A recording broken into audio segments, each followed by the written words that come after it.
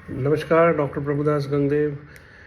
आज आपको मैं ऐसी चीज़ बताऊंगा, ऐसी इस बारे में बताऊंगा कि आप एकदम चौंक जाओगे। हम जब भी खाना खाते हैं या जो भी हम खाना खाते हैं, जैसे हम इंडियन है तो इंडियन स्टेपल फूड होता है हमारा। दाल होता है, रोटी होती है, सब्जी होता है, चावल होता है और फ्रूट्स रहता है, कचुम्बर रहता है जिसमें ककड़ी, टमाटर, सैलड्स थोड़ा बहुत तो ये जो सब हम खाते हैं, तो खाना खाने के बाद इस खाने का होता क्या है, तो वो बहुत सिंप्लीफाई करके समझाता हूँ कि जब भी हम खाना खाते हैं मुंह से, तो मुंह में एक स्टार्च डाइजेस्ट करने के लिए टाइलिन करके एक एंजाइम रहती है। ऐसे जैसे खाना नीचे उतरता है थ्रू फूड पाइप, फिर पेट में जाता है, वहाँ पे कुछ उसका ब्रेकडाउन डाइजेशन होता है। खाना पेट में 2-2.5 घंटा रहता है, वहाँ पे ब्रेकडाउन होता है। फिर उसके अंदर से आंतड़ी में, स्मॉल इंटेस्टाइन में जाता है, वहाँ भी थोड़ा बहुत जूसेस वगैरह मिल के अल्टीमेटली एंड प्रोडक्ट जो है वो क्या होता है, तो वो 3 चीज़ होती है। एक होता है कार्बोहाइड्रेट्स जिसे हम शुगर्स कहते हैं, दूसरा होता है प्रोटीन्स और तीसरा होता है फैट्स। बाकी न्यूट्रिएंट्स, विटामिन ये सब उसको हम बाद में बात करेंगे। तो ये इंपॉर्टेंट 3 चीज़ होती है। अब जो ग्लूकोज है, मतलब शुगर है, उसका 3 वैरायटी रहता है। ऐसे बहुत सारी है पर 3 वैरायटी मेन है। एक है ग्लूकोज, दूसरा फ्रुक्टोज, तीसरा गैलेक्टोज। ये 3 चीज़ होती है। बाकी है प्रोटीन्स और फिर होता है का अपना फैट्स। तो ये सब जब खाना ब्लड में, मतलब पेट में जाता है, पेट से लीवर से जाके ब्लड में वापस आता है, तो वो जो डाइजेस्टेड पार्ट है, एंड प्रोडक्ट जो है, वो सब का ग्लूकोज रहता है। जैसे अभी आप कार्बोहाइड्रेट खाया इन एनी फॉर्म, उसका कन्वर्जन होके वो ग्लूकोज फॉर्म होगा। फिर आपने खाया प्रोटीन, अगर आपके ब्लड के अंदर ग्लूकोज लेवल्स सही नहीं है, तो जो प्रोटीन है उसको लीवर कन्वर्ट करता है ग्लूकोज में। उसके पास ऐसे प्रोसेस है, वो मशीन है लीवर एक, जो सारे प्रोसेस कर सकता है। अगर उसके बाद भी आपको ज़रूरत है और आपके पास प्रोटीन्स की कमी है, तो वो फैट्स को निकाल लेता है और फैट्स को कन्वर्ट करता है ग्लूकोज में।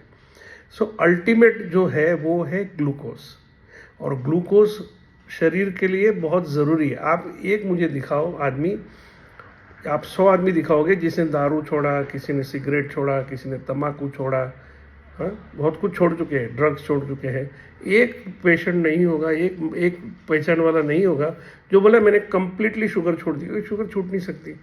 हर खाने के आइटम के अंदर, चाहे वो आप बोले मैं तो सिर्फ प्रोटीन लेता हूँ, मैं तो सिर्फ ये लेता हूँ, तो उसके अंदर भी वो कन्वर्ट होकर अल्टीमेट ग्लूकोज ही होना है। तो एडिक्शन ग्लूकोज का जाता नहीं है।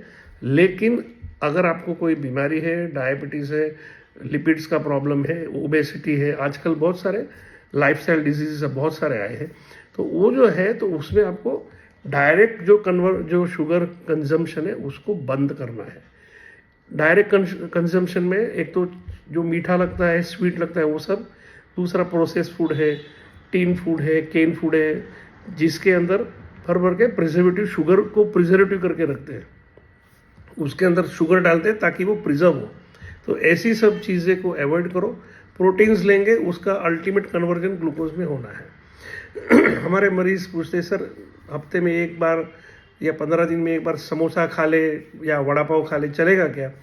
आपका जो डायबिटीज़ पेशेंट की बात कर रहा है स्पेशली, और किसी का भी यही होता है, तो जो आपने अगर समझो वड़ा पाव या आपने समझो समोसा खाया, तो समोसा बनता कैसे, आप उसको जाएंगे डेप्थ में, तो एक तो वो जो मैदे का वो परत रहता है, उसके अंदर आलू रहता है, उसमें वटाना रहता है, उसके अंदर सब मसाले रहते हैं।